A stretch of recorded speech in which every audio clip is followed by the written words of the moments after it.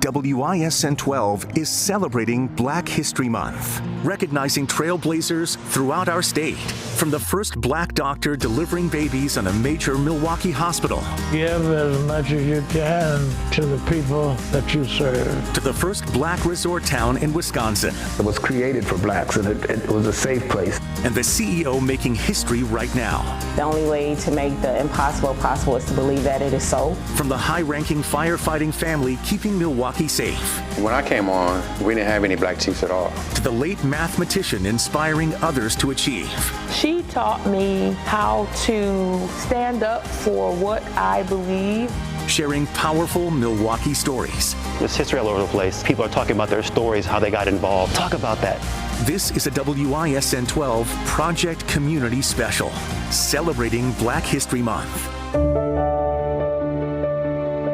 Good evening, and thank you for joining us tonight at the Wisconsin Black Historical Society at 27th and Center. I'm Derek Rose. And I'm Cyria Sandlin. The historic Milwaukee building features people and events that affected African Americans in Wisconsin and around the country, highlighting civil rights icons like Lloyd Barbie, a Milwaukee attorney who confronted de facto segregation at Milwaukee Public Schools. And Vel R. Phillips, who helped lead Milwaukee's open housing marches. She was also the first woman to serve on the Common Council. And Father James Groppe, fighting against racial discrimination and housing discrimination. One exhibit features Wisconsin's Black firefighters in the fight for equal representation on the job. Jaron Jordan spoke to two assistant chiefs at the Milwaukee Fire Department, paving the way for future Black leadership. He is Assistant Chief of Operations Dwayne Smoots. The firefighting aspect of it is what I'm over. She is Assistant Chief of Support Sharon Purefoy Smoots. I deal mainly with administrative things, discipline. If the Smoots sound related, it's because they are. Sometimes that's difficult, but we try not to bring work home at all. The two believed to be the first husband and wife duo to hold two of the highest ranking positions within the Milwaukee Fire Department. That must be pretty special for you guys as a family too. What does it mean to you? When I came on, we didn't have any Black chiefs at all. And that for it being now that the three assistant chiefs are African American and that I get to share this with my wife. Dwayne joined MFD 35 years ago after a long career with the state's Department of Justice. I spent most of my career trying to find what that purpose was. And for me, I think that purpose was to show that anybody can do anything that they want to if they put their mind to it and that it's really believed. Sharon joined in 2003. Graduated in August, became a firefighter, eventually moved up through the ranks. Last year in May, became the Assistant Chief of Support. The first Black woman to do so, making history and breaking barriers along the way. It means a lot because I didn't have those aspirations. I didn't have the aspirations to be a firefighter. It started from me just taking the test, pretty much to see what happens. So it means a lot just seeing how my career progressed over the years. It meant a lot because, again, it wasn't an aspiration. It let me know and show others that this is possible. Those were spots that didn't hold African Americans at all. So I actually seen a progression of the fire service in African Americans being promoted throughout the ranks. 3 assistant chiefs? Correct. All 3 are African American right now, currently? Correct. 2 of them in the same family? Correct. What do you think that symbolizes for the Milwaukee community? This was something you would not have seen years ago. The city of Milwaukee has changed. It says a lot that our community has improved, has a long way to go, but there has been some improvement. We've done a great job, and we're trying to move the needle before this expires.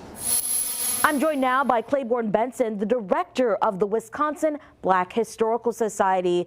This building has such a rich history. It used to be a firehouse at one point. It was a firehouse at the turn of the century, and it also was a training center for the many African Americans who wanted to become firefighters. Sometimes seeing things is a little bit better than reading about it in a book. You can touch things, you can see the history here.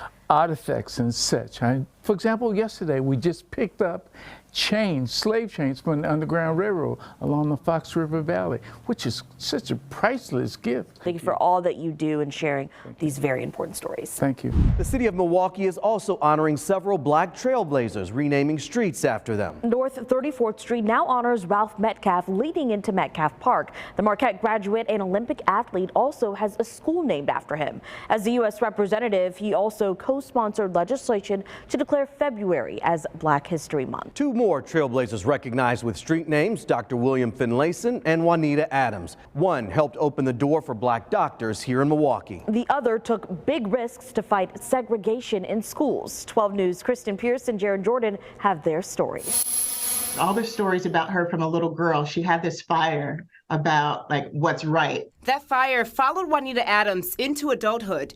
She grew up in Memphis during segregation, not being able to go to school with white students. When she moved to Milwaukee, she thought things would be different. To only come here and discover that, you know what, there's still racism. It's just very subtle. Her actions were not.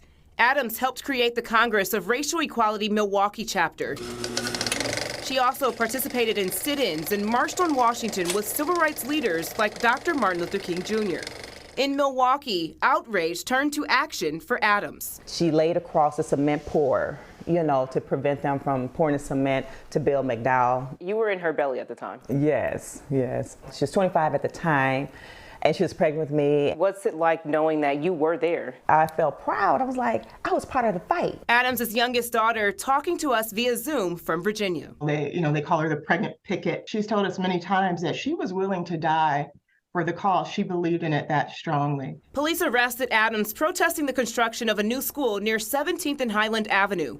The new school meant to keep Black children segregated from white children. Everything was inferior. Older books, outdated materials, and crowded classrooms. She wanted to make sure that not only her daughters had opportunities, but others as well.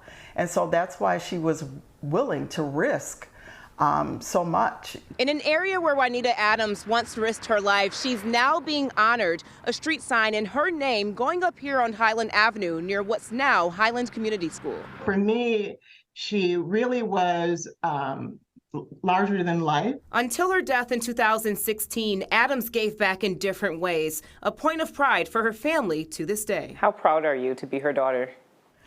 Oh my gosh, very proud. I'm very proud and very grateful. I am so proud of my mom, and I'm so proud to be her daughter. Now to the story of Dr. William Finlayson, one of the first Black doctors in Milwaukee. His gifted hands are responsible for delivering generations of families across southeast Wisconsin and so much more. He's now forever a part of Milwaukee's history along 5th Street in Bronzeville. When the Milwaukee Bucks honored Dr. Martin Luther King Jr.'s birthday in January, they also honored one of his college classmates, trailblazing Milwaukee physician Dr. William Finlayson. Well, it means a great deal to be recognized, obviously, but more important is to recognize the cause, and I believe that's a real issue. Before becoming the first Black doctor at St. Joseph's in Mount Sinai in Milwaukee, helping deliver generations of Wisconsin families, Dr. Finlayson attended Morehouse College, one of the nation's top historically Black colleges and universities, with Dr. King. The two seen here when Dr. King visited Milwaukee on one of several visits to the city. What do pictures like this mean to you? And it has been my good fortune to know him. In fact, one of the things I'm very proud of is a personal letter that he sent me about his relationship with us. Thank you so much. In November, the Milwaukee Common Council recognized Dr. Finlayson, renaming 5th Street through the historic Bronzeville neighborhood in his honor. Well, that's a great honor here again. I've been in the community for a number of years, and I've participated in every imaginable way. That service now forever a part of Milwaukee's history, fittingly alongside his friends Velar Phillips and Dr. Martin Luther King Jr. One could never forget that your name will hopefully be everlasting. So that's one of the joys I've had. Coming up, celebrating Wisconsin firsts. So help me God. From city and county leaders to the boardroom, the doors they're opening tonight. Plus, a Milwaukee mathematician's work now on display at the Library of Congress. It took me a while to really understand the depth of her skill as a mathematician. Her crucial work and the legacy she passed on. You're watching a WISN 12 Project Community Special.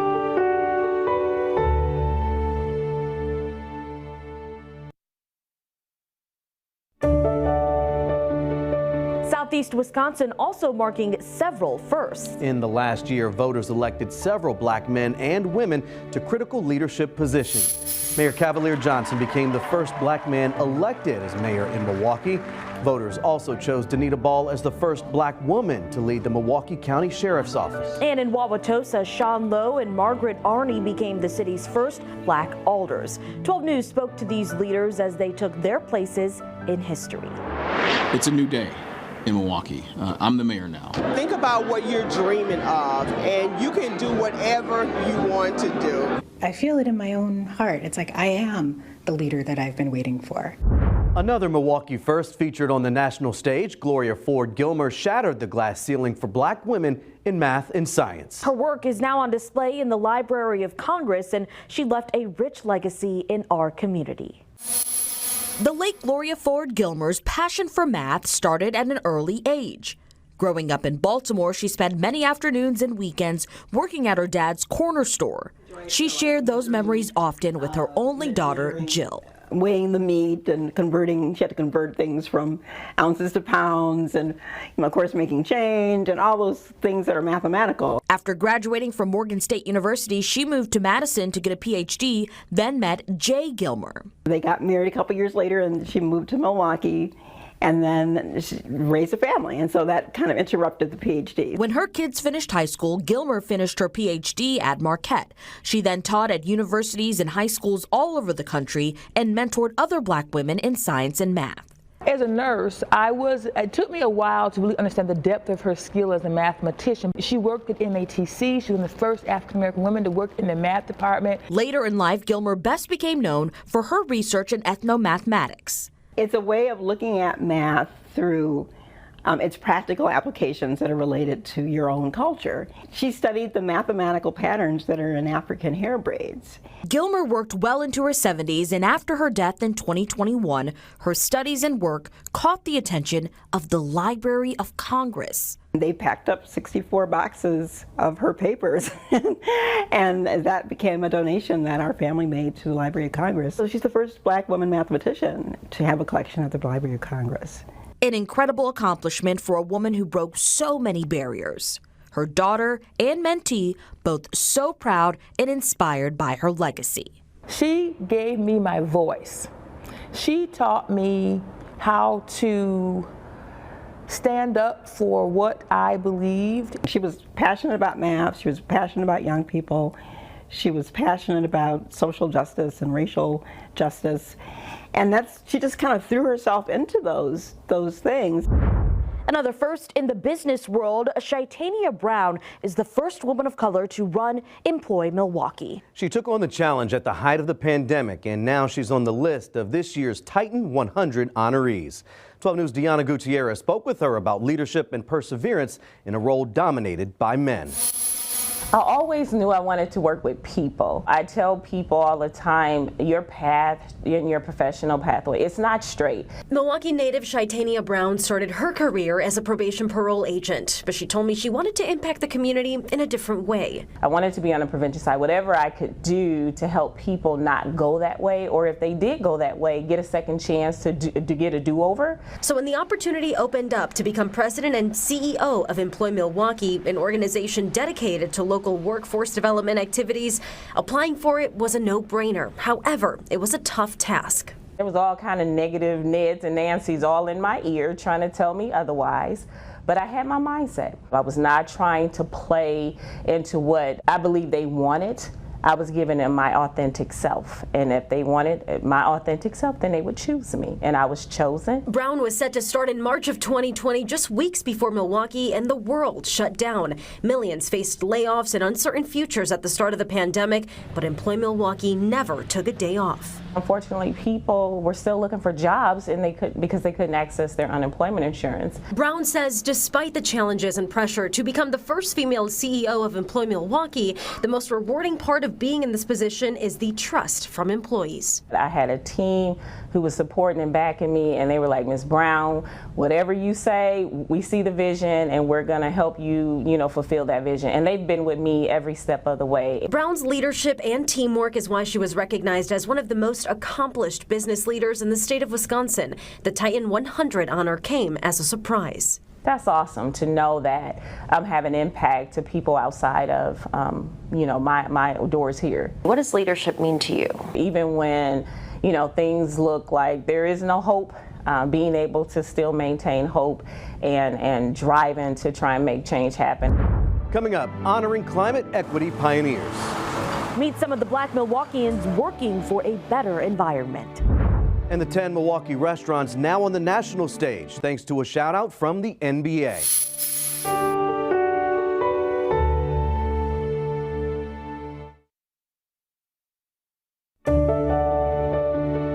A Milwaukee group is blazing a different kind of trail. This year, the African American Environmental Pioneer Awards will honor 12 people making big strides in protecting our environment. 12 News meteorologist Dajia Swad sat down with 2 honorees to talk about the work they're doing from Lake Michigan to Milwaukee's parks. I think sitting out and reading in any of Milwaukee County parks is really cool. Milwaukee native Lauren Cross not only enjoys green spaces, but also works to protect them. If we're going to address the climate crisis, we need to do it with full force. Cross, a young community leader, comes from generations of change makers. Her uncle marched in the 1960s against housing discrimination. I think he's one of the people that inspired me to come into community activism. Cross volunteers with the Milwaukee Alliance Against Racist and Political Repression, typically advocating for racial equality. The group is now bringing change to Milwaukee's parks. We focused on renaming Lindbergh Park, who was a former Nazi sympathizer in Milwaukee, to Lucille Berrien, who was a freedom fighter in Milwaukee. From that campaign, we were also able to reallocate $2.5 million to Milwaukee County Parks. Up the road on Fleet and 47th. I love the work that I do. Kiva Guyden with Citizen Action of Wisconsin is working to highlight Milwaukee's energy burden. The energy burden is basically the annual percentage one pays from their annual income, so towards their electric and gas bill. And in our Black and brown communities, those rates are looking really high. She says they're not just paying more with their wallets. And as we all know, coal and fossil fuel damaging to the climate, the planet, as well as it's not good for our health. In the last 6 months, Guyden helped families organize rallies and advocate for policy change in Madison. This month, both Kiva and Lauren received an award for their hard work in the community at the 4th annual African American Environmental Pioneer Awards. Why are these awards so important for recognizing those in the Milwaukee community? It's an important honor and an action both ways to honor Black folk who've been working in the areas of blue and green or environmental preservation, conservation, because these are spaces that we just don't kind of loudly and publicly see ourselves in. Who knew that I would be here? The NBA highlighting Black-owned restaurants in the area. The league featured 10 of the top spots here in Milwaukee. The list including a Goodman's Desserts near 23rd in Wisconsin, featuring cookies and cakes. Alem Ethiopian Village near Broadway in Wisconsin offers authentic Ethiopian cuisine. And Heaven's Table Barbecue near 55th and North features a variety of meats and Southern-style food. 12 News talked to some of the restaurant owners on 12 News at 4. I'm beyond honored. Funky Fresh Spring Rolls is hometown heroes, just like the Milwaukee Bucks. Faith is a huge part of how I was raised, and so I believe wholeheartedly that when I put my passion together, that it would make room for my purpose, and that's exactly what it did. Up next, the small town with a big place in Wisconsin's history. I'm just concerned with the past of Lake Ivanhoe being recognized for what it was.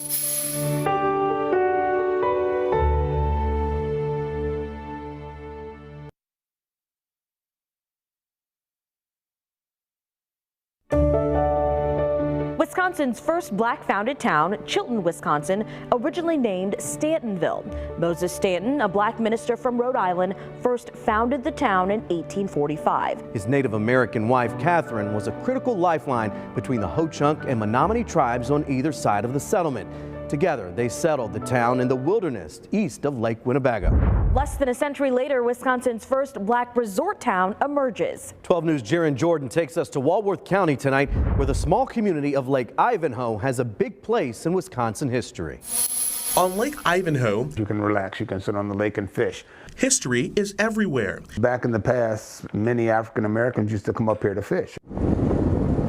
Even the streets in the small Walworth County community pay homage to black historic figures like Crispus Attucks, the first person killed in the Boston Massacre, and John Baptiste du Sable, known as the founder of Chicago. Really special it was being an African American founded community at that time, and there weren't a lot, at least in the Midwest, and pretty much not in the United States. Peter Baker has been coming here since he was 10. I was an avid hunter, raised and trained hunting dogs. So it's basically just the experience of the outdoors.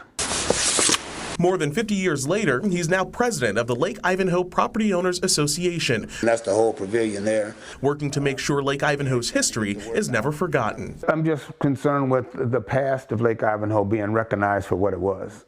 There's no reason for a community to disappear, so I hope it continues. Founded in 1926 by Jeremiah Brumfield, Frank Anglin, and Bradford Watson, Lake Ivanhoe was the perfect retreat for the group of friends from Chicago looking for a safe, peaceful getaway. They had been fishing on Lake Delavan, and they found this farm called Ryan Farm for sale.